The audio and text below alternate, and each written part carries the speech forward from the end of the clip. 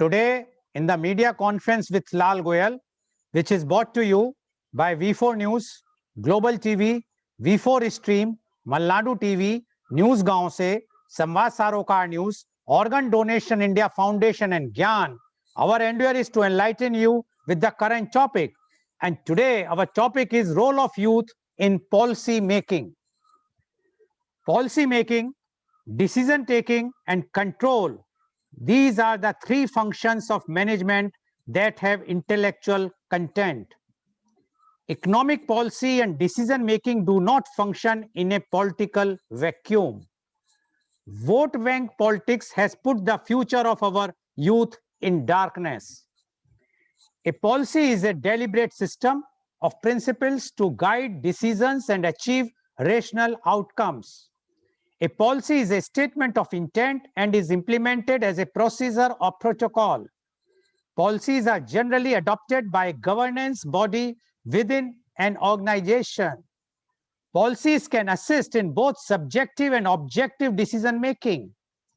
Policies used in subjective decisions making usually assist senior management with decisions that must be based on the relative merits of a number of factors and as a result are often hard to test objectively, for example, work-life balance policy.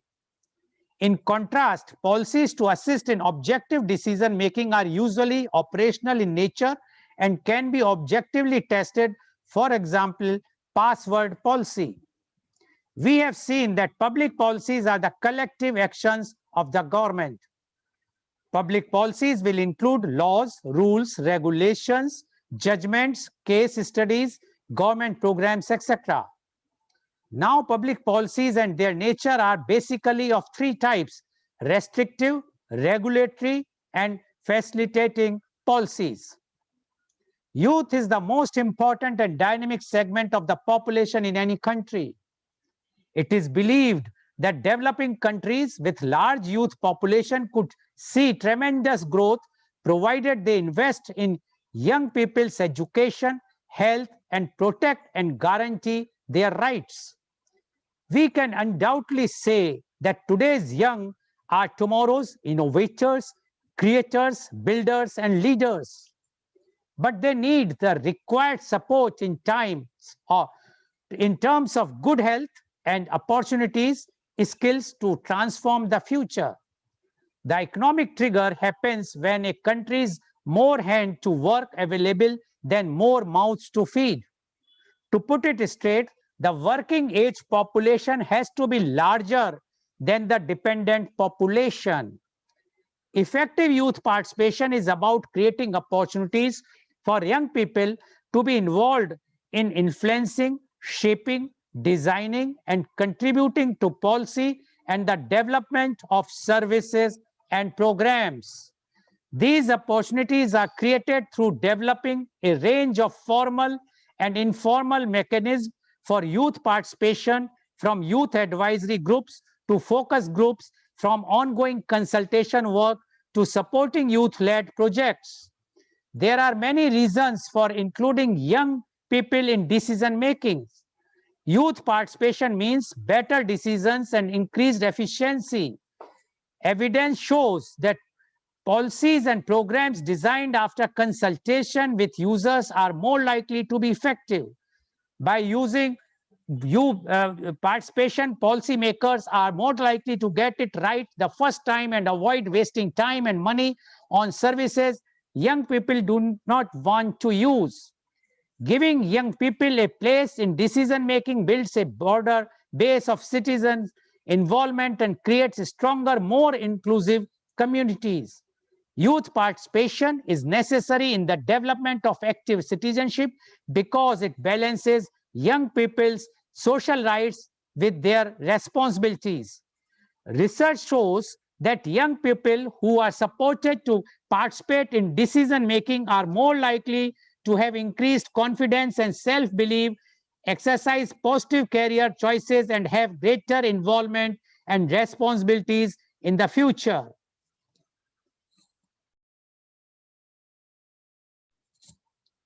Youth participation challenges negative stereotypes of young people and help break down barriers between adults and young people. Involving young people in decision making can improve attitudes towards understanding about young people and create a greater awareness of youth issues in an organization. In India, the proportion of MPs below 40 years of age has steadily declined from 26% in the first Lok Sabha that was constituted in 1952 to 12% in the present Lok Sabha, which was constituted in 2019. So this shows that the youth participation is going down when we are talking of the public policy making, that is where the highest decision body, that is the parliament, where the participation of youth MPs have declined in the last so many years, about 70 years, from 26% to 12%. And so the role of youth is very, very important. And to discuss today's topic, that is the role of youth in policy making, I would like to invite and introduce our chief guest of today's program, and she is Ms. Gauri Kumar, IAS.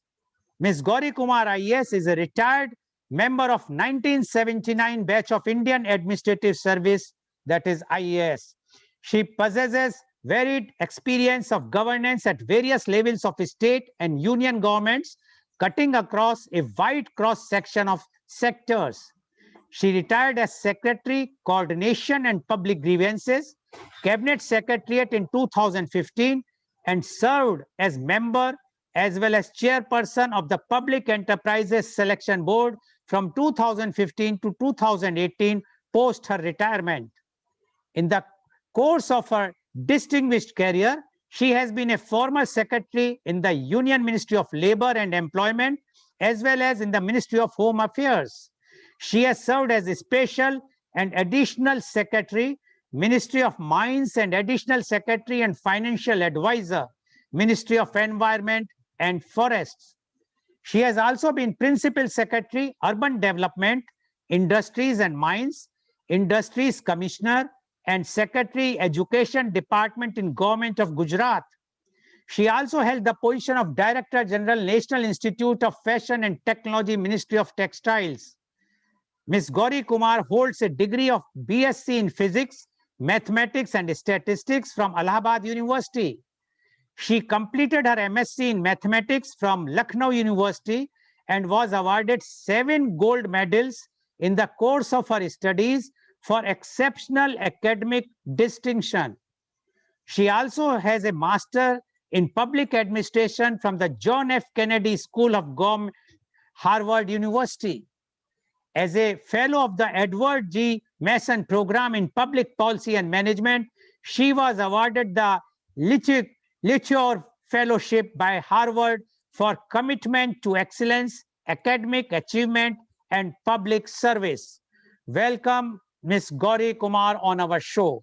Ms. Gauri Kumar, as I have read the report and where we have shown that how important is the role of the youth in policy making, but unfortunately in India, the participation of youth in parliament is declining every term, and now it has come only to 12%. I am afraid with this speed, in another 40-50 years, there will be not a single youth in our parliament. All oldies like me will be sitting in the parliament. This is a very unfortunate condition, and especially when we talk about the policy making, because policy making, we are making policies for the future generation, for the present generation, and the present, about approximately 65% of the population of India up to 45 years are up to 45 years of age. So when this is the condition, only and ruled by 35%, so minority is ruling the majority. Now we would like to know from you the role of youth in policy making. Ms. Gauri Kumar, IAS, please.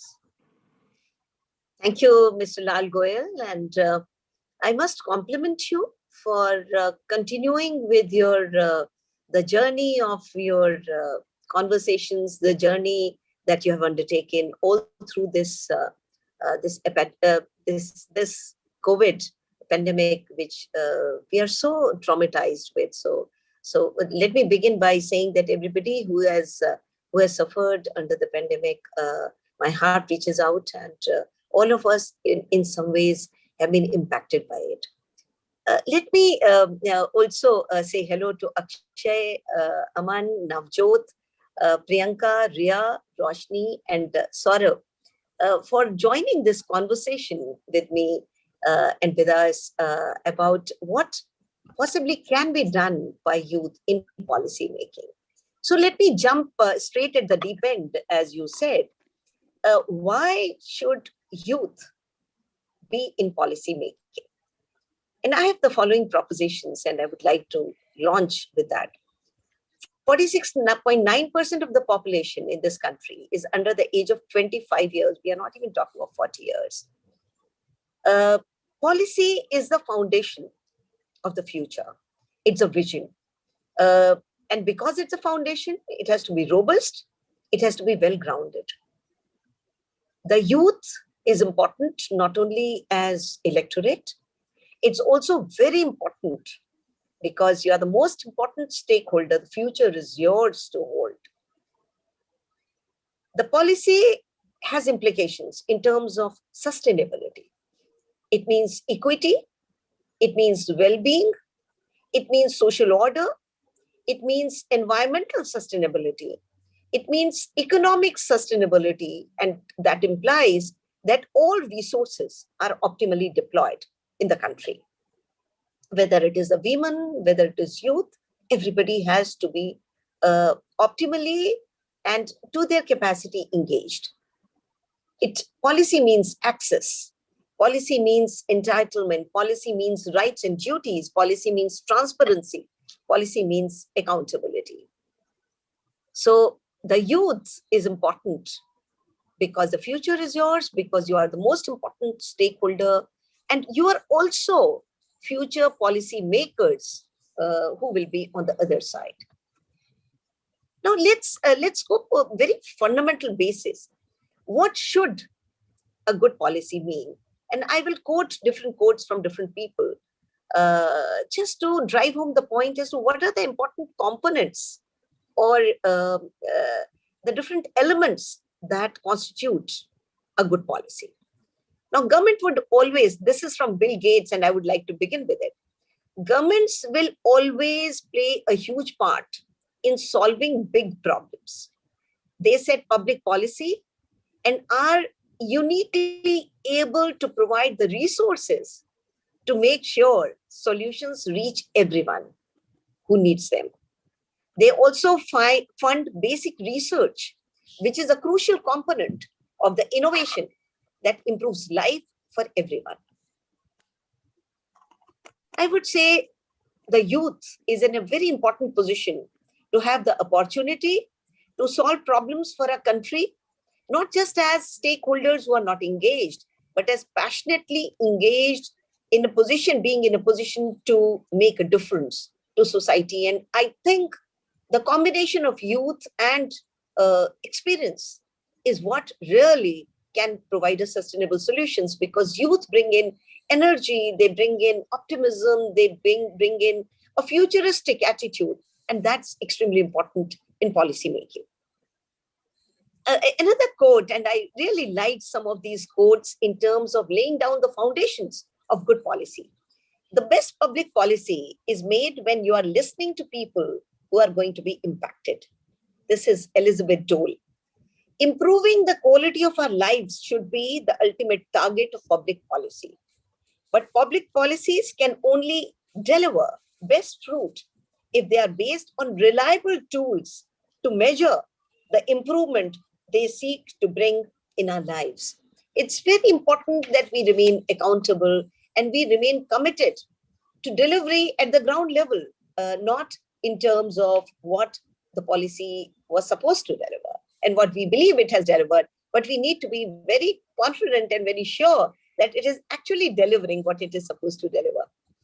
When it comes to public policy, doing the right thing, doing the right thing is more important than doing it for the right reason.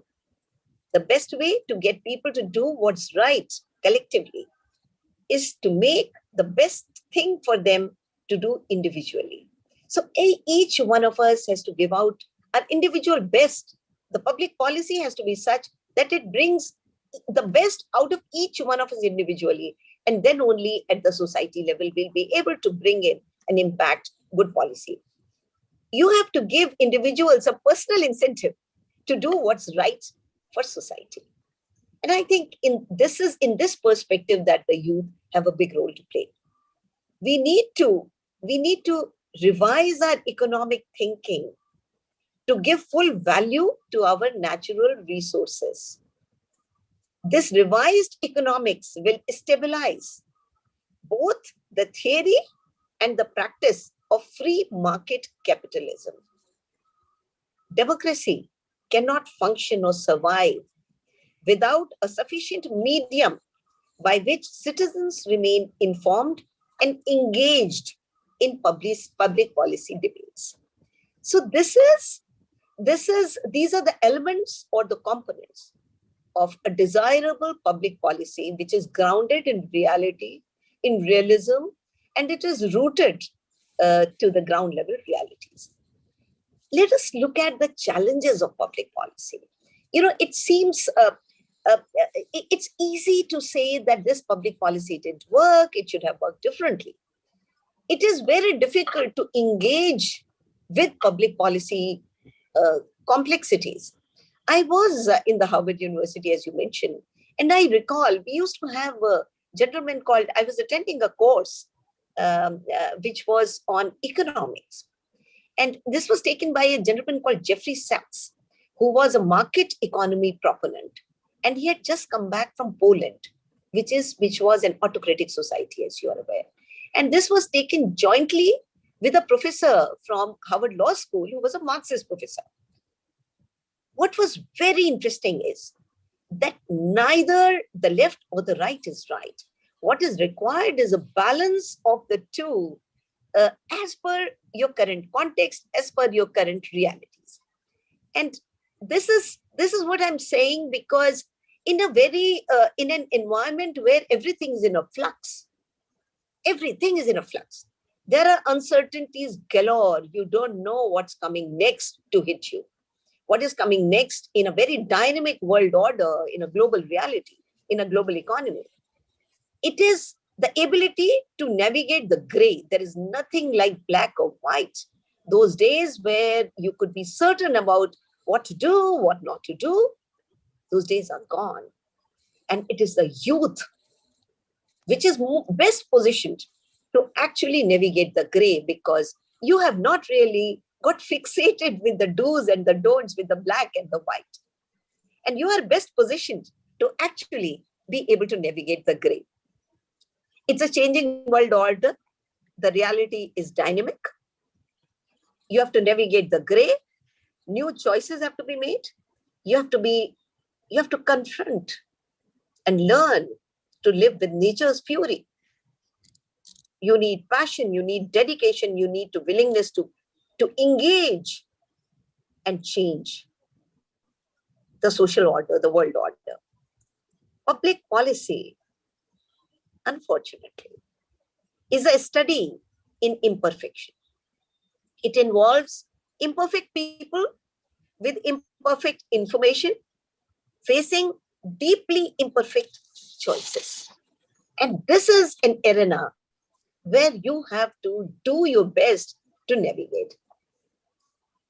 As a matter of fact, the challenges of public policy in the current environment are very, very different from what they used to be, a decade or so back. It's a rapidly globalizing world.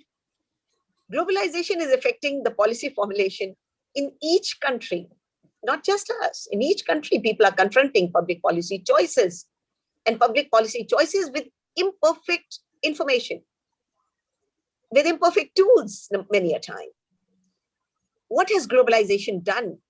It has brought in social and electronic media where small items of news become breaking news, which were sometimes hidden in the back pages of a newspaper. It is it has brought in so many dynamic global state and non-state actors in the domestic arena. You have global influences which have become very powerful. Environmental degradation is center stage, climate change, GMO, all of these impact public policy. So you have to learn to deal not only with the uncertainties, but also with the positives and the negatives. There are lots of positives of these changes that I just mentioned. Let's look at how public policy has been formulated in India. You're all aware that from 1951 to 2017, India had adopted a 5-year plan model. So the last 5-year plan was the 12th 5-year plan, which went up to 2017. These were done through Planning Commission till 2015, and in 2015, Niti Aayog was constituted. Niti Aayog, I'm sure everybody is aware, is a national institution for transforming India. It continued the 12th 5-year plan till 2017. In terms of allocation of funds, which was very important because the revenues are both central and state, there was a Goel formula which came into being in 1969, and it provided for transparent and objective mechanisms for allocation of state resources. The Niti Aayog has, over a period of time, evolved as a think tank, as a strategic and long-term policy and technical support and technical advice for the central and the state governments. Over a period of time, they have come up with a number of instruments, aspirational districts, and many of you might be coming from one of those aspirational districts. They have a best practices forum for exchanging best practices. They have monitoring and evaluation, something which I mentioned as one of the critical features of public policy. Competitive federalism, cooperative federalism. They have come up with aspirational vision. We are talking of a 2 trillion economy, in the next few years. We are talking of sustainable development goals. The sustainable development goals, and I would love if one of you actually reads out those 17 SDGs. I would only say, and that's something which has been adopted by everybody. Everybody accepts that these are the most important goals today. And it says the 17 SDGs read as: number 1, no poverty; 2, zero hunger; 3, good health and well-being; 4, quality education; 5, gender equality; 6, clean water and sanitation; 7, affordable and clean energy; 8, decent work and economic growth; 9, industry, innovation and infrastructure; 10, reducing inequality; 12, responsible consumption and production. This is where your responsibilities come. 13, climate action. 14, life below water, the importance of aquatic life. 15, life on land, which is your animals. 16, peace, justice and strong institutions. 17, partnerships for the goals. Now, in a way, this lays the foundation that we were talking about. And in 2015, this was called the Agenda 2030, that we have to achieve it by the year 2030. Now, the challenge before all of us is how committed, how involved, how engaged, how much of contribution we as individuals are making towards achieving these goals for our country, towards contributing to public policy, which will get us closer to these goals. And what is our role in it? And I will be delighted to hear from all of you as to what you think you can do in your individual capacity to be contributing to public policy, which will facilitate our movement towards these SDGs. And I'll come back after all of you have spoken to actually summarize. Thank you. Thank you, Mr. Goel. Thank you very much, Ms. Gauri Kumar, for giving your very inspirational and motivational opening thoughts. And one point only I would like to highlight what she said is that 17 Sustainable Development policy plan, which was made by the United Nations, and that has to be accepted and adopted by almost all the member nations. But are we going to achieve by 2030? It's a very big challenge. And as per Ms. Gauri Kumar, here the role of youth comes, where if you all will decide to contribute in taking all those 17, whatsoever in which way you can contribute, then only our country can proudly say that, yes, we have achieved that target of 17 Sustainable Development Program of United Nations. Thank you very much, Ms. Gauri Kumar. Now, I would like to invite my youth guest one by one. And first, I would like to invite Mr. Saurav Pal. Mr. Saurav Pal, please unmute yourself. Mr. Pal, Saurav Pal, you have heard our chief guest, Ms. Gauri Kumar. Now, we would like to know from you the role of youth in policy making. Mr. Saurav Pal, please. Wow. Thank you so much, Mr. Goel, for conducting such an empowering conference, such a powerful topic, what you have kept, which is very much needed, I believe, because at this point of time, no one is taking... Mr. Pal, can you just first introduce yourself, your name and what you are doing, and and city. All right. So I'm Saurav Pal. I am working as a hike specialist, where I'm empowering thousands of young professionals who are under the age of 30 in their professional career and in their market, how they can excel and how they can progress ahead in this journey. So which city? I am currently in Delhi, and I am empowering people across India as well as UAE. Okay.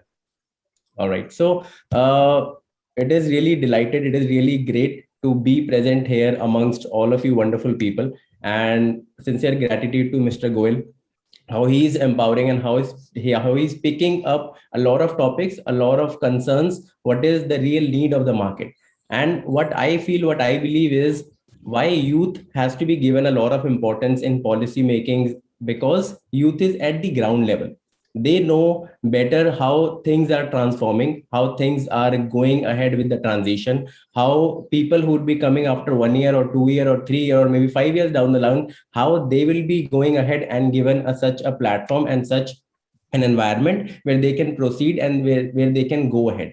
When I meet thousands of people, like approximately 2,000 or 3,000 people I meet in a week in my live online sessions, when I interact with them, the major concern what I get, the major pain point what I get is they don't know where they're actually heading towards. Even if they are working somewhere, even if they are not working somewhere, they have no idea that what exactly is going across in their life. Why? Because when I ask them that why it is happening and why do you feel, because they tell that since our childhood, since our school days, since our college days, we have not been getting a proper nourishment. We have not been getting a proper guidance that what needs to be done and what needs not to be done. Thus, the system and the policies what we have been made in our education system as well, it has all trained us just to follow a certain sets, just to follow a certain rules, and not actually thinking about the creative stuff, not actually bringing out the talent or bringing out something hidden which is there in us. That's why it is very important for us to understand that where we are actually heading towards. Second point is, like, I truly feel that whenever someone is transitioning, whenever our youth, whenever our young people, young children are coming out of their school, and then they are like just going ahead behind the crowd and behind the competition, that okay, I need to get admission into this, I need to get admission for this competitive exam, this college, that college. Before the college and after the school, there has to be a transition period of minimum 9 to 12 months, or maybe close to 15 months, where they just go on to the ground level, they just go into the market, they just go into the industry, and they experience what is actually present all across the world, what opportunities they can pick, what opportunities they cannot pick, how they have to transform themselves, how they have to actually be in that environment and pick up something which they can actually do for next 10 years, 15 years, 20 years. A lot of us starts working, starts getting onto job, starts doing a particular degree, doing a particular education. But after 2, 3, 4, 5 years, we feel that I cannot continue this for next 10 years, or I cannot continue this for next 15 years. This is one of the major challenge what people are going, and what our young people or the young students are going across at this point of time. Third thing which I really wanted to highlight here is that the complete uh, the complete notion compared to youth is being like they're always on social media, they're always involved into such things, they're always into the areas which is not productive, which is not revenue generating, or maybe which is not something helpful, or which is not something empowering people. This is what the common notion what I have. And everything starts from our home. Each one of you, or maybe the viewers who are watching this particular live stream, you must have seen those things that our parents itself, they tell us that why are you so much on your mobile phone, why are you so much involved into your online things, or maybe or your internet, or why are you involved into some creative things. Everyone is rushing, and everyone is pushing their children and pushing their people around them towards the grading system and towards like the traditional forms what we have across. So that is what we are like inculcating those things in our blood. That is what we are inculcating in our human body, in our subconscious mind, and we are progressing in that particular manner. So that needs to be changed. That needs a real impact, and that can only happen when youth, the people under the age of 25, as Gauri ma'am beautifully mentioned, that 46% people are below the age of 25. So when that crowd, when those people will start involving into decision making, will start involving into policy making, how things can be structured, how things can be made better, then only we can feel a little bit change, or then only we can feel a little bit difference in the entire community. So that's what I really wanted to mention here, and I would like to listen what other people have on top of their mind. Thank you so much. Thank you very much, Mr. Saurabh Pal, for giving your views. And you rightly said that the youth in India is not clear. Their aim is not clear. Their goal is not clear. And because they are not being directed properly, one reason might be that the older generation was not that much tech savvy. They have not seen the mobile phones or the computer in their childhood or even the youth time. Only for last 20, 25 years, they are seeing all this development. So basically, that is one of the reasons, because youth expectation, because now youth is communicating with it's globally. They are in touch with because of the Facebook or WhatsApp and whatnot. And when they are seeing what is happening other places, they become frustrated. So the guidance definitely is required at this juncture, where the role of the educator is very important.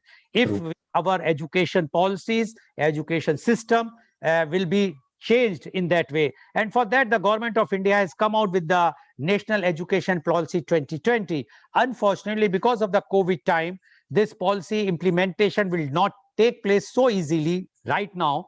It may delayed, but whatsoever, if the policy is perfectly implemented, then this problem will also sort out. But for the timing, the youth should take the guidance from their seniors, or and so that they should be on the right track. Thank you very much, Mr. Saurabh, for giving your views. Now I would like to invite my next youth guest, and he is Mr. Akshay Rajshekharan. Mr. Akshay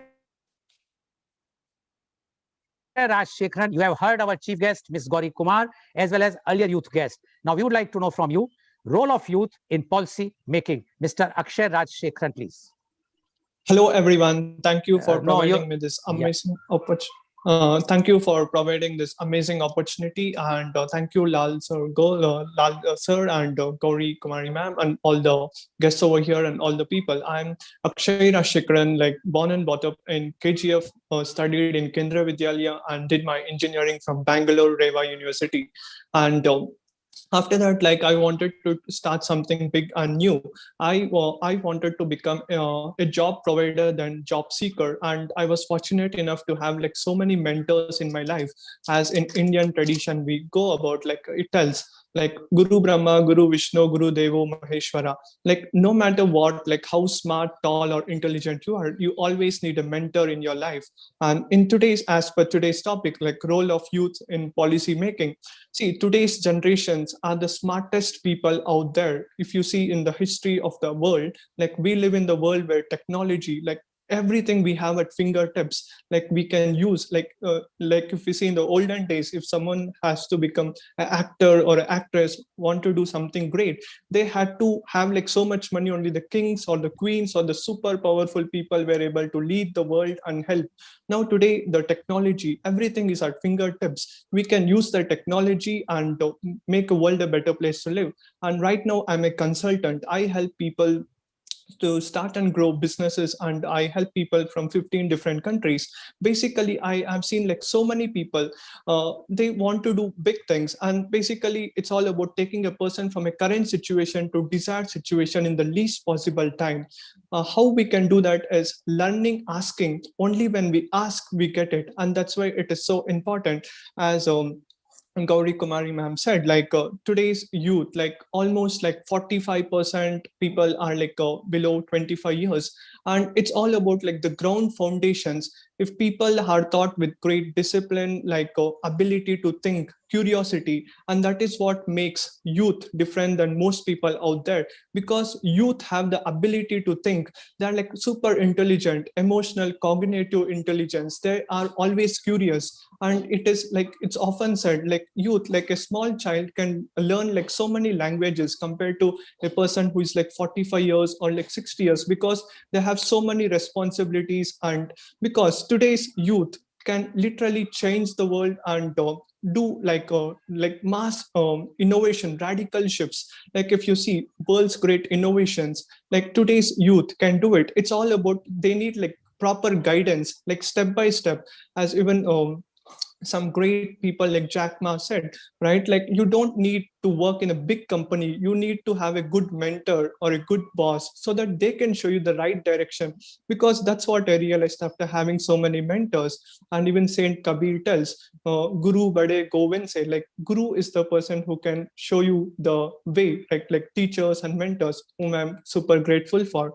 And it's like so important, because whatever we do, like business or whatever it is, everything is all about like cause and effect. Like if our causes are good, like we'll be rewarded. If our causes are bad, like we will be like punished. Like even as Gita tells, like in Bhagavad Gita, like you must never expect for what you're going to get. Be doing good thing, be a doer in life. And that is why it is so important. And I realized like we always have to be trying, and we must never stop doing, always keep on learning, right? And that is why it is so important. Because success is like very simple. It's like cause and effect. Like apple a day keeps a doctor away. In the same way, like we always have to be learning, and we have to see what is that one thing which we can constantly be improving. A small 1% increment, like small 1% improvement every single day, like will help us to grow whole together, like next level.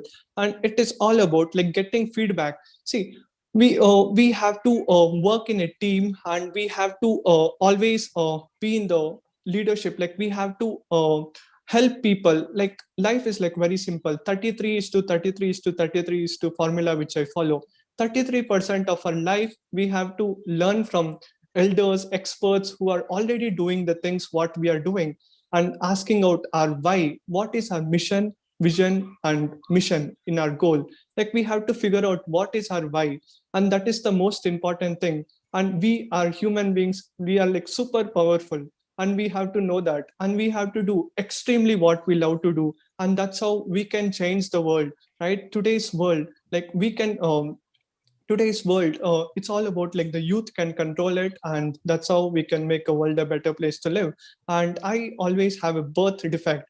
I want to create a radical shift in the world, right? Like being a visionary, because youths are the, like visionaries. They think a lot. Like when you ask a small child, he will tell you which dress to wear. Like they think in a different way, and it is much easier. Because that's why we have to give like lot of education. Because education, like Mahatma Gandhi said, education is the only way where you can change the world, right? And that's why it is so important giving the right information, right knowledge. When we give them, like, youth can literally transform, and like by using technologies like blockchain, cryptocurrency, all these things which can make a world a better place to live.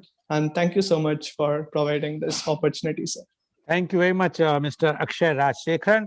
And one point you have made, very important point, that was that you are blessed to have so many mentors and gurus. Yes. But Thank you, today, in this COVID time, these gurus or the teachers or the educators are facing very, very tough time.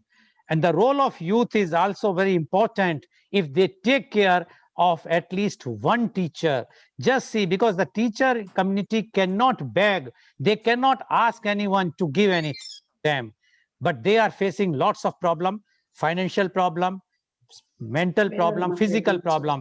If youth will come and take this cause, as you have mentioned, so that will be a guru dakshina which is required today. So though everywhere, wherever you are in the world, please give some time and think what they are, how they are facing trouble, and whatsoever with your own means you can give some help to them. Thank you very much, Mr. Akshay, for giving thank very, you, sir. very good views, I must say, very noble views. Thank you very much. Now I would like to Thank you, move sir. to my next youth guest, and he is Mr. Aman Shukla. Mr. Aman Shukla, you have heard what our chief guest, Ms. Gauri Kumar, has spoken, as well as the earlier youth guest. Now, we would like to know from you the role of youth in policy making. Mr. Aman Shukla, please. Right. Thank you so much, sir, for giving me this opportunity. And to tell you guys about myself, my name is Aman Shukla, and I'm a public speaking coach by profession. I'm not working in any company or something, but it is something which I did my own startup, and I train, students and working professionals to speak fearlessly. Because I think if you have ideas, then it is not enough. You have to know the correct way to put From them which forward. city? From which city? Yeah, so I'm from Bhilai, Chhattisgarh, and I did my graduation from Amity University, Noida, and then this lockdown came and we were all stuck. And these are the adverse times where we try to find what are the things which we are good at. And if I talk about myself, I was also stuck like every one of you here, that oh my god, COVID is here now. What do we have to do? And then I figured out that a person has to work on his strengths and not on his weaknesses. And I figured out what my strengths was. It was speaking in public fearlessly, and I started working on this. And like 1 year later, I've been invited into IITs, IIM, DUs, and many of these colleges to present my views. And I was like, dude, I was this student who was just passed out from a college, and now after a year, when I worked on my strengths, voila, good things are going to happen, right? So, and I really want to put forward a point which Gauri ma'am said here, that monitoring and evaluation is really important in policy making. And I also believe that one more factor is missing, which we have to put forward, which is also known as the testing of policies, right? We as a country has huge population, right? We are not some other country, like we have a very small kind of population. We would do a small survey and we'll get results. But testing is also something which is really important. Like if you guys have heard about Henry Ford, the owner of Ford Motors, who started the Ford company, when he used to hire employees, what he used to do, he did not used to interview them. He used to take them on lunch, and he ordered some food and some salt with it, and he observed that person. And then when he was asked that why do you do that, he said, I observe the person. If that person eats the food and then puts the salt in it, I hire that guy. And if someone first puts the salt and then eats the food, I don't hire that guy. And he was asked, why do you do that? He said, if a person implements a very huge strategy without testing anything, then he can put away millions of dollars of my company without even testing small things. And that is where I feel that we should test small things and see what kind of change it can take place. Because we, as I said, as a country have very huge population, so we have to put forward. जैसे हम जनगणना के लिए लोगों को घर पे भेजते हैं, we figure out that इतने लोग यहाँ हैं, we can send some evaluators to see what is the kind of policies that we actually want. As Lal Goel sir said, that we have to make sure that what actually we want and not invest our money in the things which we are not really passionate about, right? So that is what I think, that we should first test different things. And if we talk about education, right, I have been in schools and colleges, and I've seen, and most of the students say that यार theory बहुत ज़्यादा पढ़ाई जाती है. If we can work on practical things, then I think बहुत ज़्यादा मजा आएगा. And that is what our government has included, right? They say that theory is also important, but vocational training has also to be put forward. And that is why now when I reach to schools and colleges, they're like, yes, we need students like you, we need guys like you who are going to, tell us more about the practical aspects of public speaking, and not just, telling them, this is what you have to do. We have to take their hands and put them forward there. Like if I give you an example, Greta Thunberg, right? We all would have heard about this little girl. Why did the environment industry was shaken right away? Because she was a youth who was talking about such big things. There were many of the people who were talking about environment, that we have to save our environment. But suddenly this Greta Thunberg comes and everyone is like, dude, we have to do something about the environment, right? Because she was someone who we look at and we're like, if the age of these girls are, talking about things that we have to save the environment, then there is the need for that. So when youth comes forward, it is not basically about the energy, but it is about revolutionizing new things, right? I always believe, old is gold, but that gold has to be bold, right? So the bold decision has to be has to be put forward by people who have this new kind of thinking that yes, we can introduce changes. I've always heard in business and in real life too, anything that is not growing is dying.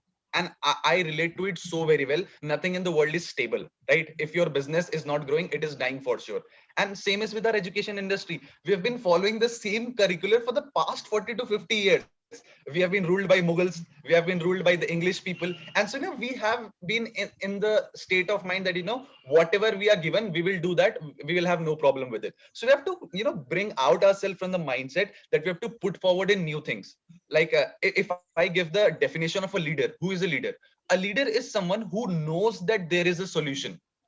He may not know that what the solution is, but he knows that there is a solution to everything. And that is why the youth right now knows that the change can come in the education policy, and we have to put it forward. So there needs to be some people who put forward their views and tell them that these are the things which we want. Like I met a mindset trainer a few months ago, and he was talking to a very small kid of age like 18 to 19, and he said, my father doesn't understand me. My mom doesn't understand me, and they're always telling me, you do this, you do this, and they don't let me do anything. And what he said to that guy, the mindset trainer, he said, dude, what is the age of your father? And he said, it's right now 48. And he said, what's your age? Said, it's 18. So he said, can you believe the mindset of a 48-year-old guy and the mindset of a 18-year-old person? Can they ever interact like, the kind of things which a 48-year-old thinks and the kind of things which an 18-year-old thinks? So the mindset is really different in both factors. So you have to sit them down and ask, what do you want and what do you want? And as I said, test different things, and that will put out the best options for us here.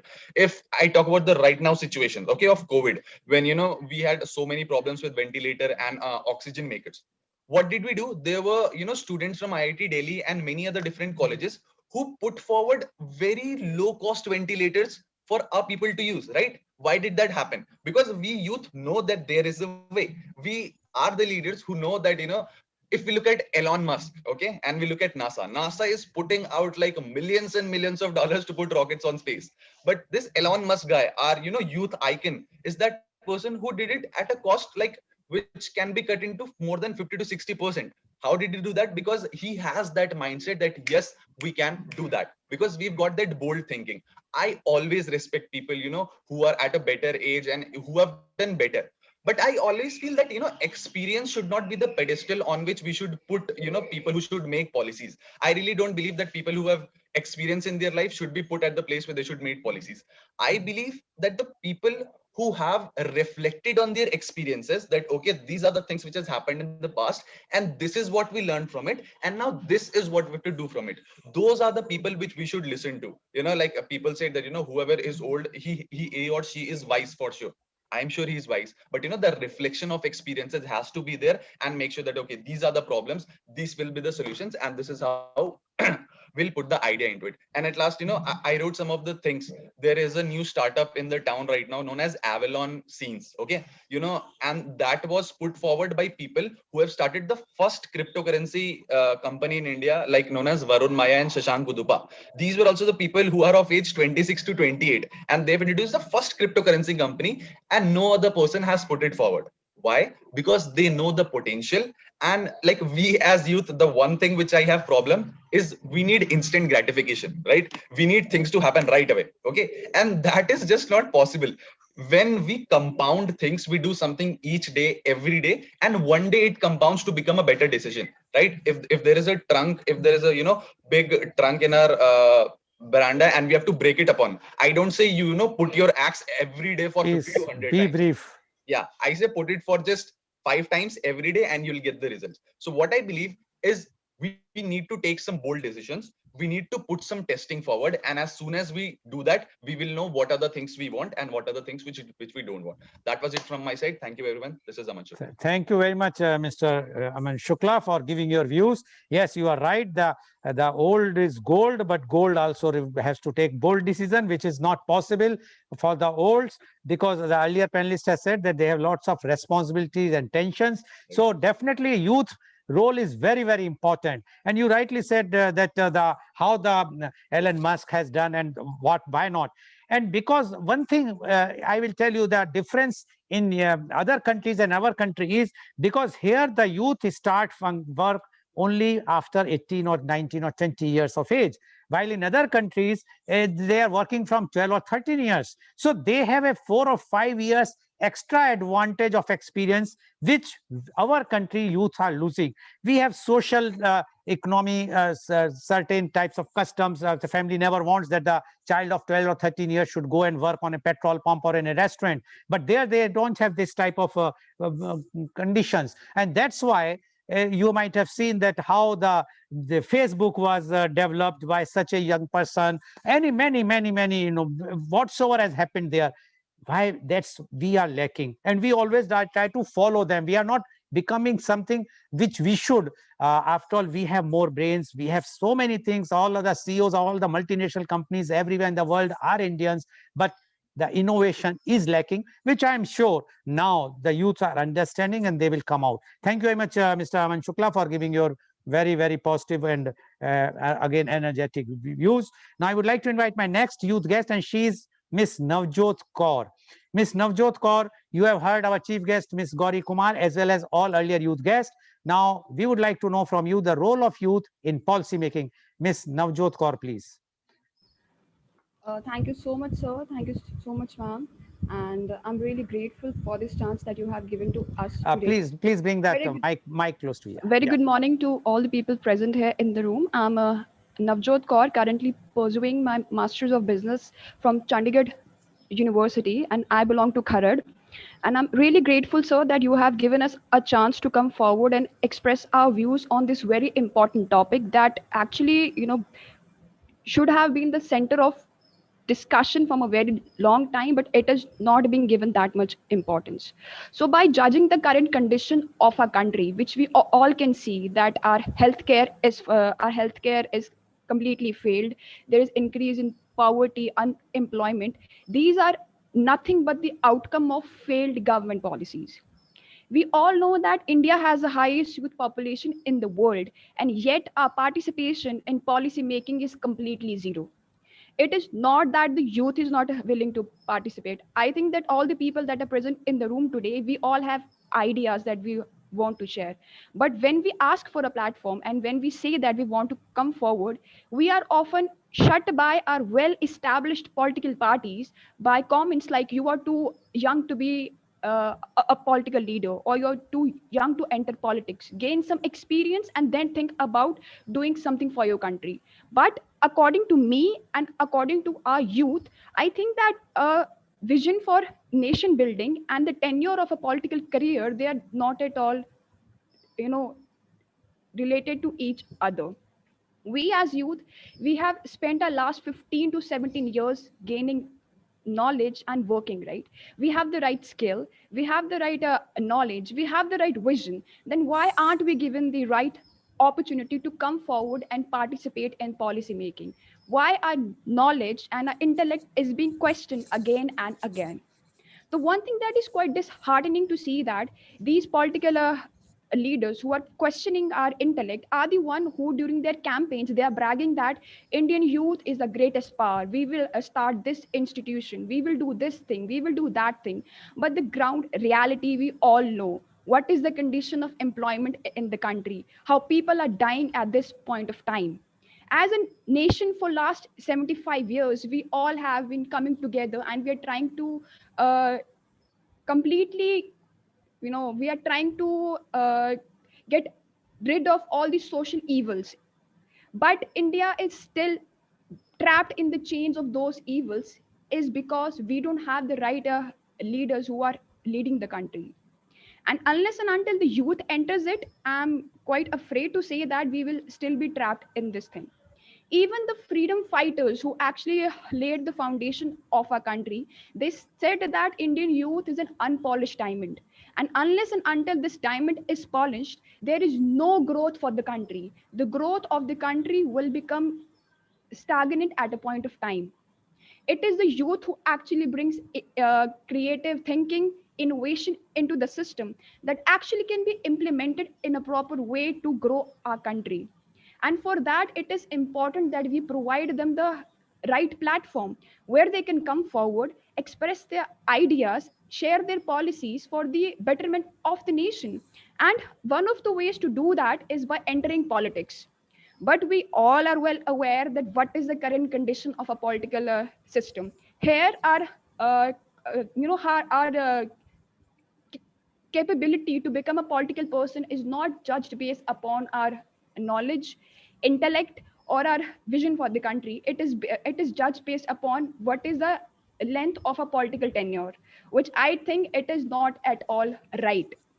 A political system, they should be made more flexible, so that the people uh, who have the right mind and they have the right vision for the country, they're actually motivated to come forward. And they are coming forward and they are sharing their views, and they are the one who are holding the offices of prime minister and chief ministers. Because if we compare it to a country like Norway, we know that it was ranked number one in World Happiness Index. What is the basic reason behind that? Because that country, it has over 10% of people below the age of 30 who are in the parliament. So there is no poverty, no unemployment. The healthcare system is completely excellent, and the people are happy. So this is what happens when countries who are having youth in their government, they are at the top of the pyramid of development. On the other hand, the countries which don't have, they are at the bottom. And on the contrary, if I compare it to my country, which is quite sad, the people who are in a political system, either I would say that they are not at all qualified to hold the post that they are doing, right? So, and we all can see the current condition of a country. Even after 75 years of independence, India is still a poor country. It is still developing. And unless and until the youth is coming forward and we are not entering into the political system, I'm afraid to say that India will still be a poor country for the coming 3 decades. So if we want our country to grow, it is the need of the hour that the youth is given equal participation in the political system. And we all know India is one of the youngest country in the world, but we have the oldest leaders. So I think that thing has to be changed. If our country is young, then we should have youth who should be leading the country. And we are actually, it is a token for gratitude to the for the freedom of the people who have actually fought for the country. So that is it from my side. Thank you so much for your time. Thank you very much, Ms. Navjot Kaur, for giving such a strong views about the political scenario of today. Yes, you are 100% right. This is the condition of the country. But who's to blame? See, yesterday, one person has made on my media conference very strong point, and he says, today we are not strengthening the democracy by holding this election. They are out to grab the power. We are not bothered about the democracy. This is the situation. And for that, the blame goes on you. See, the older generation never wants to leave the chair. This is a kursi ki ladai hai. Kursi, once a person is sitting on the chair, they don't want to leave. You are, as I mentioned to you, 65% of the population is below 45 years. You are in majority. You have to take a decision. You are in all the parties, BJP, Congress, X, Y, Z, all parties are having 65% members as the youth.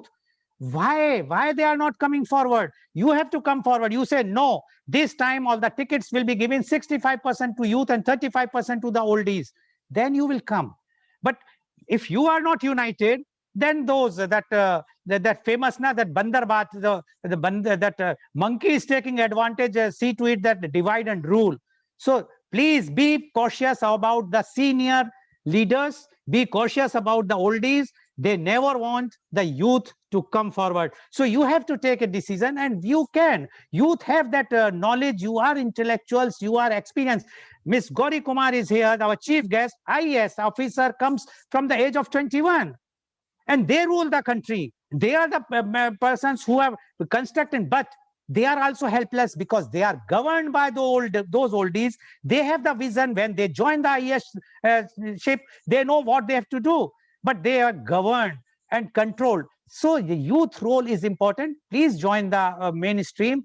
Come forward. I'm sure the country will change, and now change is coming. It will come surely, and I'm very sure that India will be a developed country soon. Not as you have said, because youth are now taking control. Thank you very much, Ms. Kaur, for giving very, very strong views.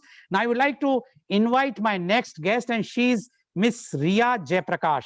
Miss Riya Jayaprakash, you have heard the earlier our chief guest, Ms. Gauri Kumar, as well as the earlier youth guest. Now we would like to know from you the role of youth in policy making. Ms. Riya Jayaprakash, first you introduce yourself and then please go ahead. Yes. Namaste, I am Riya Jayaprakash, 11th standard student studying in Kulapati Munshi Bhavan's Vidya Mandir, Thrissur, Kerala. And this is my first time attending a talk. So I will be presenting my views on the topic, what is the role of youth in policy making. So youth is the most important segment of any population. Everyone knows that. Youth, they are very important because they will be our future. They are very energetic and enthusiastic. They have the ability to learn and adapt to any environment. And they are willing to learn new things and act on it to achieve their goals. So if if youth are involved more in policy making, it will lead to better decisions and outcomes. And many difficulties are faced by people all around the world. And all around the world, many young people, they have to deal with many problems like increased unemployment, insecurity at work, family instability, etc. So since they are exposed to quite a lot of problems, they will have great body of experience unique to their own situation. And they have views and ideas that they will derive from this experience. From this experience, they will, since they have skills and abilities, they will be able to create solutions to their own problems. And policies and programs, if these are designed in consultation with youth, it will be more effective. Since they know their own problems, they will be able to give more effective solutions, which are acceptable to large number of people. And there are quite a lot of benefits of youth participation. And not only affects youth participation, it not only benefits others, it also benefits the people, young people themselves. And it can improve people's skills, their self-perception as citizens, and as well as the policy design and implementation. And it can help young people develop their personal skills, and also it can give them a lot of practical skills and knowledge. Though young people, they have quite a lot of different views and they are highly skilled, but they are usually not included in, they are usually avoided when it comes to policy making. Many problems that youth face are generally social, economic, and institutional in nature. And main problem that I feel that the youth face is the prevailing social attitude towards young people. People often consider youth to be very troubled and troubling, and they feel that if they are included, it will lead to a lot of problems. And they feel that they need to act without taking their point of view into consideration. So, most of the people that rule us today are old, and their policies are good, but they they are not bold enough to think about things from a different point of view. Young people, they are open to all points of view, and since they are the lowest level in our country, They know what are their own problems and they know how to come up with proper solutions to them. So if they are included more in policy making, they will be able to give really good policies which are really acceptable to all the people. This is my point of view. Thank you very much, Ms. Riya Jayaprakash. Yes, this is your first time, but this is not the last time. I hope that that is why this media conference with Lal Goel always keep at least once, otherwise twice, the role of youth program. We want to promote you. We want that you should come forward and try to speak out. And once you will start speaking out, as you have mentioned, the old people are not listening. They will start listening, but you have to speak out. And then only they will, because no one, everyone loves, the parents always loves, the educators loves, even the leaders loves the country. But the only thing is one has to come forward with a positive views, not the negatives. If you will give the positive views, definitely everybody will listen. And then definitely the policy making, the role of youth will become very important. Thank you very much, Ms. Riya Jayaprakash, for giving your views. Now I would like to go to my next panelist, and she is Ms. Roshni G. Kalihari.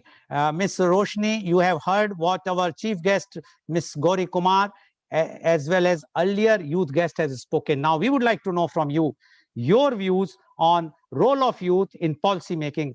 Ms. Roshni Kalihari, where are you? Yes, please, go ahead. Good morning to all. First, I would like to thank Mr. Lal Goel sir for giving me the opportunity about role of youth in policy making.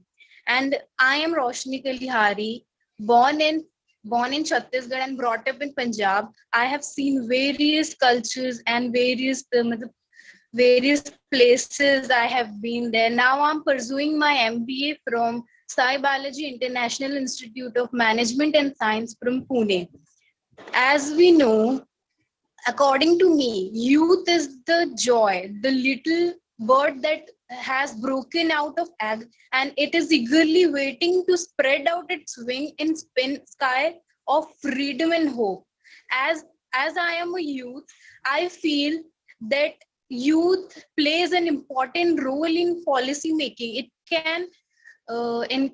can be in very creative way. A youth can polish or it can make or destroy the country. As it is well known that youth of any country is a great asset or a precious asset, we can say. They are indeed future of country and represents it at every level. The role of youth in policy making is more important than we think. In other words, I can say the intelligence and work of youth will take country on the path of success.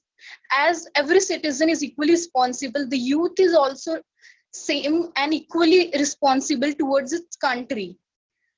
As I feel that the youth participation in policy making processes is an action-oriented process which involves young people in initiatives, institutions, decision, and affording them control over resources that affect their lives. There are different level of youth participation in policy making cycle, which can benefit young people's skill development, self-perception as citizen, as well as policy design and implementation. First, youth participation fosters transferable non-cognitive skills and competences. Second, the youth who feels their views and needs are being included and respected, develops positive sense of self-awareness and identity, which increases the resilience and well-being. It helps to learn, process information and decision making abilities, which allows youth to understand better how the government bodies work and increases the public transparency and accountability. Third, I want to say that policy makers can improve program design and implementations by including the information provided by the young people. Furthermore, I want to say that the participation of youth of people like us, who are under 40 or 30s age, can increase the ownership of policies and initiative, which is an important factor for their success. At last, I want to say the wheel of development of our country lies on the shoulders of youth's creativity and productivity. The youth is the only one which is the society's engine's growth and development, and also are the masses of the people whose action and inaction can either develop our country or destroy the fabrics of our society. Thank you. Thank you very much, Ms. Roshni, for giving very strong views about the creativity. And you have mentioned about the skills. I only want to add one thing, that if youth will take advantage of the government policies like Skill India, they can be trained and they can develop something, because unfortunately in India, only 2.3% people are skilled. While if we see the other countries, in South Korea is 96%, even Germany is 78%. So the youth role is also to be skilled first, and then come for the policy making, because if you go to the policy making without a proper skill training, then definitely you will become a leader like we are seeing for last 70 years. Thank you very much, Ms. Roshni, for giving your very, very strong views. Now I would like to invite my last guest, and she is Miss Priyanka A. Bhatt. Mr. Priyanka A. Bhatt, you have heard our chief guest, Ms. Gauri Kumar, and earlier youth guest. Now, because today is a special day for her,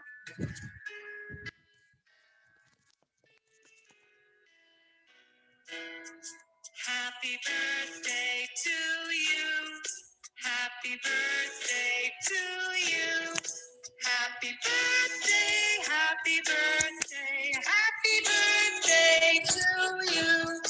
Happy birthday. So Miss Priyanka is having her birthday today, and initially she said it's tomorrow is my big day, so I may not be able to join. But when I said at least if you will come, it is our pleasure, because whenever any youth is coming and if they are having birthday, why not? And we wish you all the best for your birthday and hope that you will be a role, you will have an important role in policy making. Miss Priyanka A. Bhatt, your views on role of youth in policy making. Thank you, sir. Thanks a lot. Yeah, before starting, just let me give one quote. Change is easy to propose, hard to implement, and especially hard to sustain. A very good morning to all the respected dignitaries who are present over here. So myself, Priyanka, so I'm pursuing my LLB in SDM Law College, Mangalore. So I'm here before you to speak about the youth's role in policy making. Yeah, what I can say in policy making, the quotes what I specified you at the beginning, that is, change is easy to propose, hard to implement, and especially hard to sustain. Yes, of course, this is what lagging behind in the present policy making. We fail to achieve such policy making. I mean, the policies, some of the important policies, maybe this is because of the, what I can see, the tie-ups between, the bondings between the youths and the experienced generation. So in case if they both work together, I can say this policy, whatever which has been failed can be implemented in a very good manner. So coming up to the points now, what is the role of youth in policy making? Let me just mention you that yeah, we have given lots of opportunity in entrepreneurship, in the to participate in the politics, all those things, but we have never got, or I can say we lack to get the opportunity to give our decision making in policy.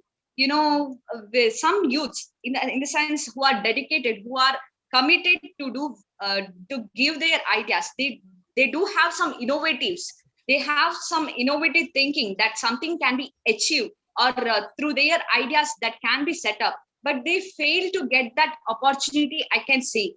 So this is the thing where the youths has to be given an opportunity to keep up their I can say what their aspects or the ideas or the innovative things what they want to present. What else in case if the youths are given an opportunity, of course it strengthens the community. Now normally the youths, if when I just go through this normally the youths are attracted for digital marketing. Why not they are attracted towards this policy making and all? Like in case if they get this opportunity to build up in the sense to keep up their ideas. I liked what the Aman Shukla is doing. He is just giving an opportunity of the public speakings, like he's just encouraging the things, like giving up an opportunity, or I can say he's just You have muted yourself, Priyanka. No, yeah, please go is ahead. it audible, sir? It is audible. Yes, go ahead. Yeah. I liked his concept, what he's doing right now. So this is what is needed. Like, some youths have the ability, but they fail to get the opportunity. That is what is happening. Now, let me tell you, all youths, I'm not telling the all youths can participate in decision making. Yes, of course they can, but they have to be trained well. In case if they are trained by the experienced people, definitely they will give a right decision, what they expect or which can be implemented in a better way. Even there is a need of skill.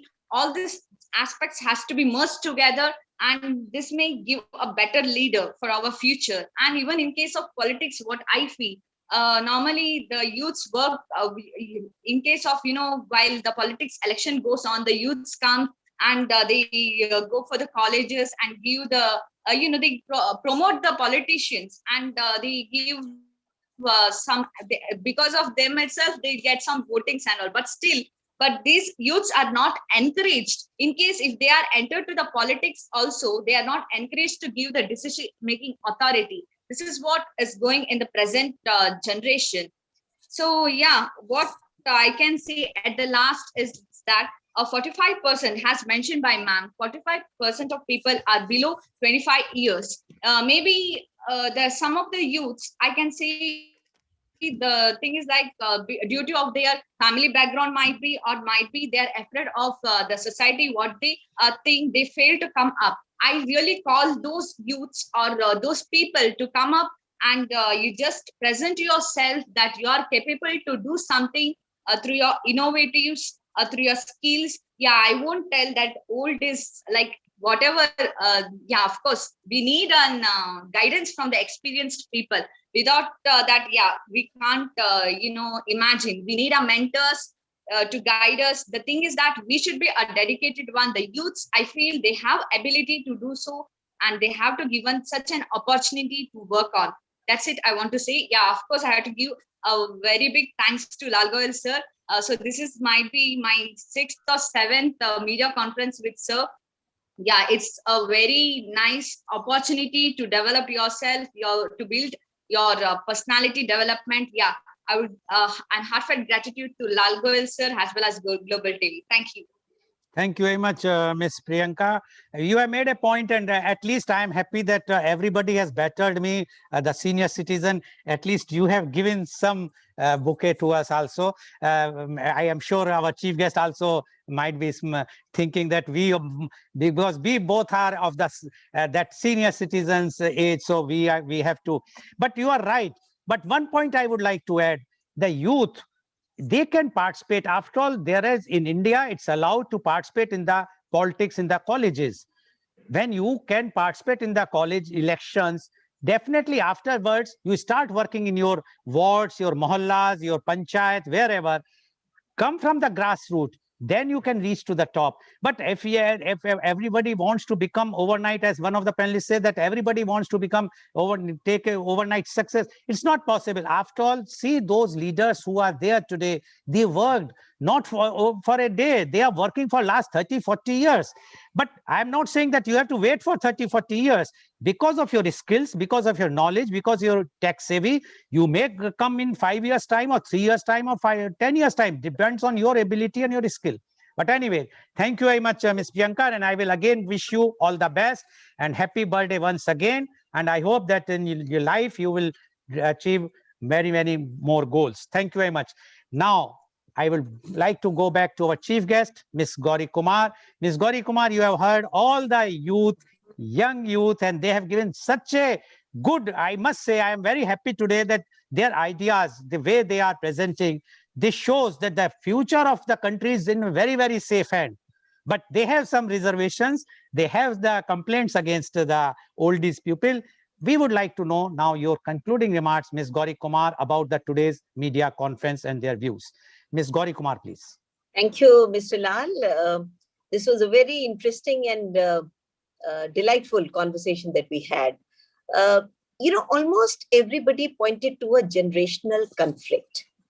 The generational conflict is very real. It's always so. It happened with our generation. It's happening with your generation. It will happen with the subsequent generation. Every generation, it's a power game. Let's understand. In a power game, what I have is the only thing that the world needs.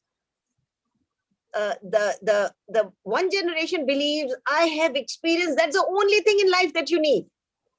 The younger generation believes I have energy, I have ideas, I have technology. That's the only thing that you need in the world. I began by saying, and I like to go back what I had started with, that it is not black or white. There is the gray. There are no simplistic solutions. Some of us jump to simplistic solutions. If this was there, life would be different. No, it's much more complex. And unless you are in a position to confront the reality with all its limitations, unless you are able to face up to the reality that life is difficult. I have some parts of it, but the big picture, the collage, needs many more. It is an appreciation that there is something that generation brings in, but there's something that I bring in. And I liked what Akshay had said about 33. He mentioned that there is the problem in life is that we are happy with what we have and we want to pin down, box in the others. It's a very bad feeling. I completely agree with that. When people box you in, you're irresponsible, you do this. It's such a wrong message that we give. But what is happening in that process is that we are becoming what they tell us. You see, we are saying, we don't get an opportunity. Nobody is going to offer you an opportunity on a platter. You have got to take control of your lives and what you want to do with it, your aspirations. Nobody can ever stop. You are talking of, and people talked of Jack Ma, people talked of Musk.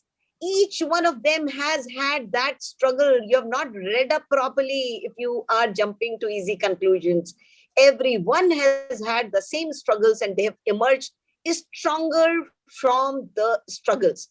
They have not believed that they have all the answers. Nobody has the answers. Life is complex. This country has lots of complexities, a lot of diversity. What is important to understand is that I know what I have.